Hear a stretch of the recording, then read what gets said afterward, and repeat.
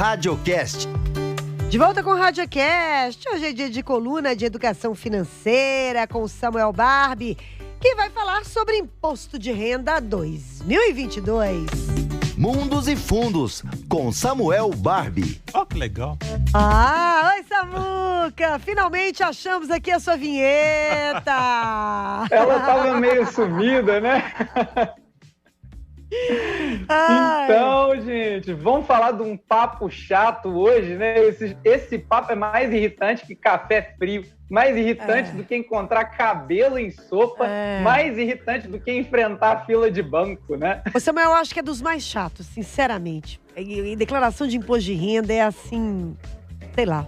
A galera tinha que dar um prazo de 1 ano, sabe, pra você fazer um imposto de renda, não 2 meses. E mesmo assim, a galera ainda ia entregar no dia 31 de dezembro, só porque, sério. A gente gosta de viver perigosamente, Fernanda. Todo mundo gosta. Isso aí é brasileiro, é vida louca. Vida louca. Eu acho que nem o contador que ganha da fatura, né, pra fazer a declaração de muita gente, nem o contador gosta. Não é, menino? Putz. Curte não. Cara, é muito chato essa época do ano. Mas, assim, existe um paradoxo aí, né? Tipo assim, se você tá tendo problema para preencher sua declaração de imposto de renda, é porque você tá indo no caminho certo, né? Porque você tá tendo patrimônio e renda para declarar. Então, eu falo que assim, quanto mais a minha declaração fica pior, mais confusa, mais chata, é porque eu tô indo no caminho certo. Então, a gente tem que ter essa atenção para esse problema também, Sabe o que eu acho mais chato da história da declaração de imposto de renda? É você correr atrás de banco, de financeira, de não sei o quê, porque eles não te mandam, assim, com tanta facilidade o seu extrato para você declarar imposto de renda, não. Não é nada fácil, né, Fernandinha? Em vez deles facilitarem, falar assim, olha, você é o cliente, sua declaração, o que você precisa estar aqui, o extrato, sei lá como é que chama, unificado, não sei o quê. Não. Você tem que correr atrás, você tem que ligar, às vezes você tem que falar com o gerente fala que você tem que pegar pela internet, aí a internet, olha, nem... Hoje eu não tô com paciência. É irritante demais isso. E assim, isso é um ponto que eu trouxe aqui hoje 5 pontos importantes para a gente poder lidar com o imposto de renda da maneira mais leve possível, mas trazendo uma atenção para a gente também, tá? Porque eu não sei, né, até que ponto que vocês acompanharam isso, mas assim, o número de investidores da Bolsa de Valores aumentou muito no último ano, no ano passado. Inclusive, por uma questão que muita gente às vezes não está atenta. Mas quem era sócio, quem se tornou sócio do Nubank, a partir do IPO, que foi a abertura de capital que esse banco fez, passou a ser investidor da Bolsa de Valores. Então, são 760 mil pessoas que ingressaram para a Bolsa de Valores no ano passado em função somente desse IPO aí do Nubank. Isso significa que essas pessoas, que muitas vezes eram isentas ou às vezes não tinham uma obrigatoriedade de apresentar a declaração do imposto de renda, por ter R$1 que seja na Bolsa, por ter R$1 como uma BDR, um Brazilian Depositary Receipt, vai ser obrigado a declarar. E aí, se esse pessoal não ficar atento, pode se dar mal com o leão. Vai dar B.O. Vai dar B.O. Vai dar B.O. Vai dar B.O.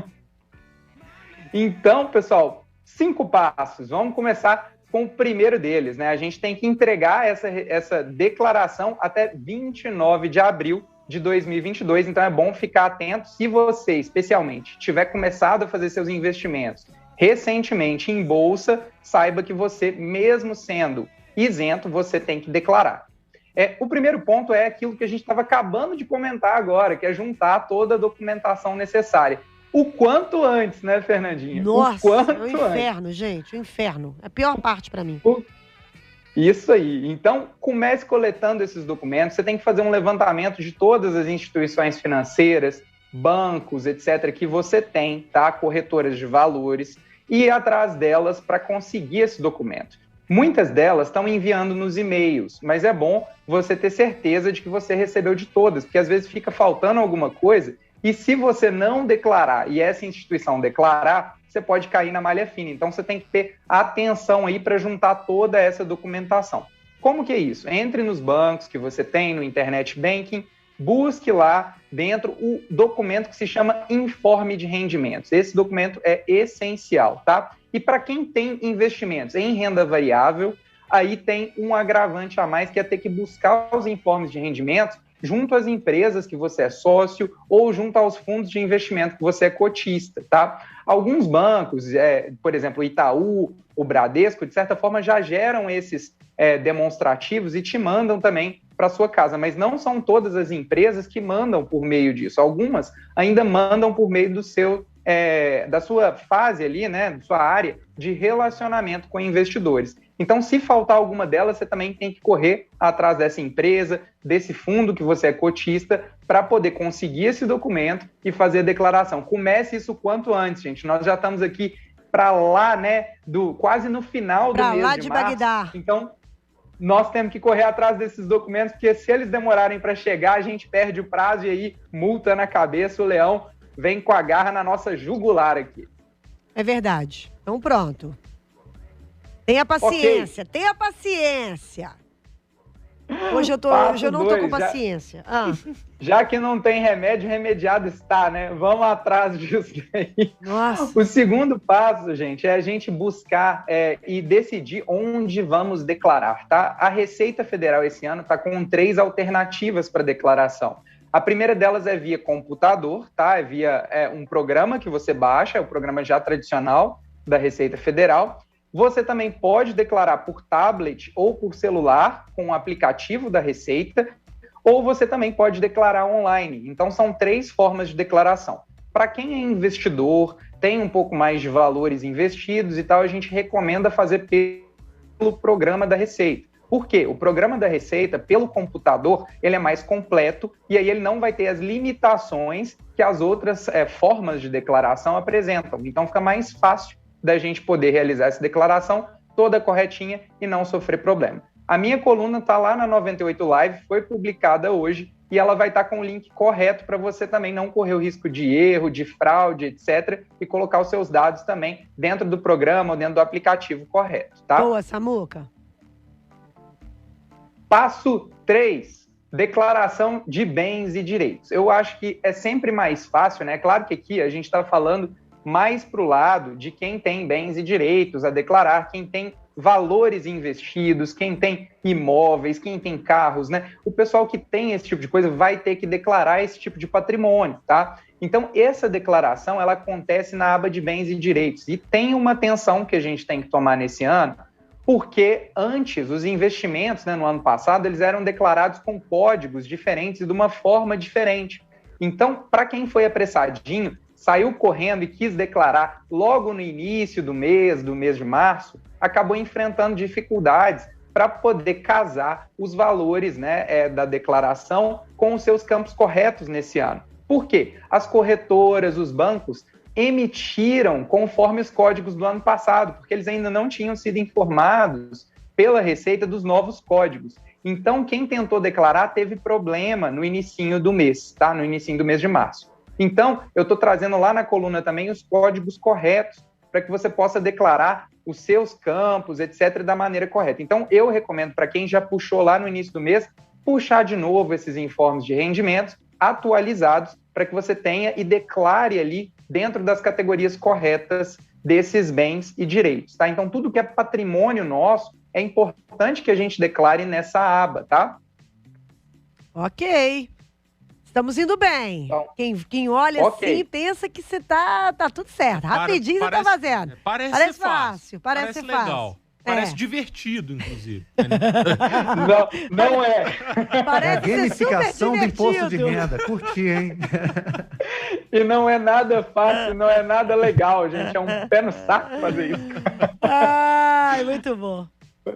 Mas tudo bem, aí você vai declarar lá dentro, tem lá, tem um item específico, uma aba específica, por exemplo, para título de renda fixa, que seria ali CDB, COI, letra financeira, tesouro direto. Vai ter um campo específico para você declarar ações, para você declarar BDRs, para você declarar fundos imobiliários. Então, você tem que ver as suas classes de ativos, o que você tem, e lançar ali na aba de bens e direitos. E sabe o que é mais legal? Na aba de bens e direitos, antes, não tinha essa funcionalidade, agora eles criaram. Porque antes você tinha que declarar o que você tem, ou seja, o patrimônio que você tem, e depois a renda que você obteve desses patrimônios, né? Então, ir ali para uma próxima declaração, que é um passo 4, e na verdade o passo 3 e o passo 4, né, da nossa conversa aqui, que seriam os rendimentos. Esses rendimentos, eles podem ser tributáveis ou eles podem ser não tributáveis. Aí você vai falar assim, mas rendimento não tributável, rendimento isento, ou bens e direitos que são isentos, eu tenho que declarar? Sim, tem que declarar. Independentemente dele ser isento ou não, você tem que inserir ele na sua declaração de imposto de renda, tá? Então, olha só, nesse caso agora, nessa aba de bens e direitos, depois que você cadastrou o bem e direito, ele criou uma funcionalidade que você consegue clicar ali e já ir direto para essa declaração de rentabilidade proveniente de cada um desses ativos, tá? Então, vamos supor, você tem ali um Tesouro Direto Selic. Então, você teve uma rentabilidade proveniente no ano passado desse Tesouro Selic. Você clica lá, o quê? No campo de rendimento exclusivo, né? De informar rendimento exclusivo. Esse é um rendimento tributável. Então, é o nosso passo 3 aqui da coluna.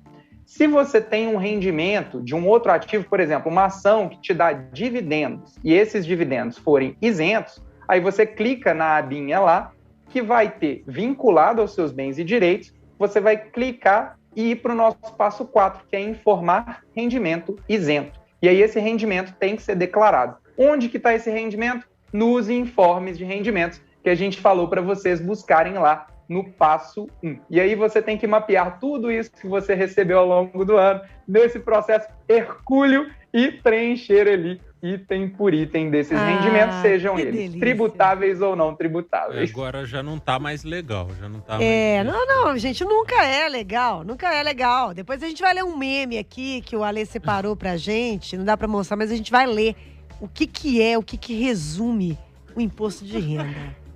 Gente, eu vi esse meme do Ale. Mas a gente vai ler. É maravilhoso. É maravilhoso. Nós vamos fazer um teatro aqui, um personagem hoje. Ai, gente. Então, olha só. Aí nós temos aqui, no campo de rendimentos, uma coisa que eu acho que é importante de saber, tá? Porque quem tem investimentos em ações tem muito essa dúvida. Porque eu tenho a possibilidade de receber rendimentos em forma de dividendos, ou eu tenho a possibilidade de receber rendimentos em forma de JCP, que é o Juros sobre Capital Próprio. A gente já discutiu lá atrás sobre essa questão da tributação. Por que o dividendo não é tributado e por que o JCP é tributado, né? O dividendo, ele é tributado na empresa. Então, o que acontece? O acionista da empresa, então, vamos supor, nós somos acionistas de empresa, a gente recebe dividendo, a gente não paga. Porque esse dividendo, ele já foi tributado lá na origem, ele foi tributado lá na empresa. O JCP, ele é um instrumento um pouquinho diferente, em que a empresa paga para você, só que você, como acionista, é que é responsável por pagar o imposto de renda. Então, quando a gente discutiu lá atrás a possibilidade da reforma tributária, discutiu-se muito nessa unificação de acabar, na verdade, com o JCP, manter só o dividendo e até na possibilidade de taxar o dividendo, que a gente acha que não é correto, porque senão haveria uma bitributação. Então, hoje, o que acontece? A nossa carga tributária é de mais ou menos 34% para as empresas, né? Se a gente taxasse novamente os dividendos, a gente teria uma carga tributária aumentando mais ainda. Enquanto nos Estados Unidos ou fora do Brasil, a gente tem taxação de dividendos. Só que essa taxação de dividendos, se você somar com a taxação da empresa, ela não chega nem em 25%. Então, a nossa carga tributária brasileira, ela já é muito grande. E aí existe essa diferença, então, do dividendo e do JCP. O dividendo você vai lançar como rendimento isento para você, né? E o JCP você lança ele, porque é você que paga, você lança pelos valores líquidos na parte, né, que diz ali que o rendimento é tributável, tá? Então, essa é uma dúvida muito frequente que acontece, que aparece também. E aí, vamos então para o último passo, que não é o mais fácil deles. Nossa Senhora! Vai só piorando, né, Gô? Vai só piorando. E esse é o pior dos mundos, gente. Isso é muito chato de fazer. Mas se você se planeja bem, ele acaba não sendo tão complicado, mas ele é bem chatinho, porque é responsabilidade do investidor realizar isso. O que é? Tem a parte da declaração do ganho de capital, que é pelos lucros, né? Ou prejuízos acumulados. Então, o que acontece? Para quem tem renda variável e tem ali investimento em ação, em BDR, em fundo imobiliário, tem que controlar todas as notas de corretagem, que é o documento que é emitido a partir do momento que você comprou ou vendeu uma determinada posição, tá? E aí, esses documentos, você vai ter que controlar eles por operação, para poder dizer para a Receita o seguinte: eu comprei essa ação, eu comprei esse fundo imobiliário a tal valor, e eu vendi esse fundo imobiliário, eu vendi essa ação a um outro valor. Se eu tiver um ganho nessa operação, esse ganho é possível de ser tributado, tá? E aí a gente tem que declarar isso ali todos os meses dentro do controle da Receita nesse campo de ganho de capital. Esse talvez seja o passo mais chato de se fazer do imposto de renda. Ô, Samuca, é isso. Não sei nem o que dizer. Eu não tenho o que dizer. Não é isso. Eu acho que cabe muito bem agora o meme do... Vamos lá. Ô, Ale, você faz o governo, o Banco do Brasil, eu faço o cidadão. Então vamos lá. Você me deve dinheiro, pague seu imposto. Fala quanto que eu devo, que eu pago. Quem tem que calcular quanto nos deve é você. E se eu errar? Eu pago quanto eu quiser? Se errar, vai pra cadeia. A gente sabe exatamente o quanto você deve. Então fala quanto devo que eu pago. Na verdade, teria que ser assim, né? Fala quanto deve que vai lá e paga. Mas não, quem tem que calcular é a gente. É impressionante. É isso. Cara, isso é uma insanidade gigante. Calcule. A gente tem que calcular o imposto que ele já sabe que a gente tem que pagar. E se der errado, a gente cai na malha fina e paga multa. Bizarro!